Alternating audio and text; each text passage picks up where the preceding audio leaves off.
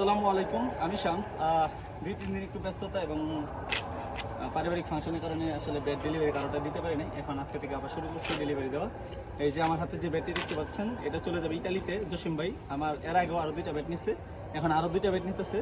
তো যদি বলি বেডের শেপটা একটু দেখেন, প্লাস কার্ভনেসটা, এটা আর কি আমার পছন্দ মতো বানিয়ে দিচ্ছি। ভাইয়া বলছিল যে আপনার পছন্দ মতো শেপ দিয়ে বানিয়ে দিতে। বেডের ব্যালেন্স সম্পর্কে কী বলবো, খুবই ভালো একটা ব্যালেন্সফুল বেড।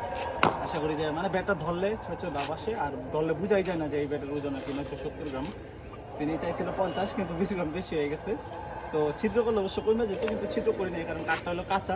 কয়েকদিন রোদ পাইলে অটোমেটিক্যালি শুকিয়ে যাবে আর কি, তখন একদম হালকা হয়ে যাবে। উনি যে চাইছে এটি হবে, কিন্তু তারপরও মনে হয় না যে উনি মেশিনে যদি মাপ না দেয় তাহলে ধরতেই পারবে না যে এত কম বা এই যে 970 গ্রাম। আচ্ছা, এই যে সুন্দর আরও একটি বেড। এটা এবারে যে একটা শেপ দিলাম, যে শেপটা আর কি বেশি চলে, সবাই ইউজ করে। আচ্ছা, এটার ব্যালেন্স নিয়ে যদি কথা বলি, এটার ওয়েটটা একদম পারফেক্ট ছিল, যেটা ট্যাপ টেনিসের জন্য পারফেক্ট, ওই শেপে বানিয়ে দেওয়া হয়েছে। কাঠটা যদি দেখেন, লাল কাঠ যেটা বলে, আসলে লাল সাদা এটা কোনো ফ্যাক্ট না। ফ্যাক্ট হলো কাঠ দেখলেই বোঝা যায় কোন কাঠটা টেকসই বেশি হবে বা ভালো হবে। ঠিক আছে, এটা তার মধ্যে একটা ভালো একটি বেড।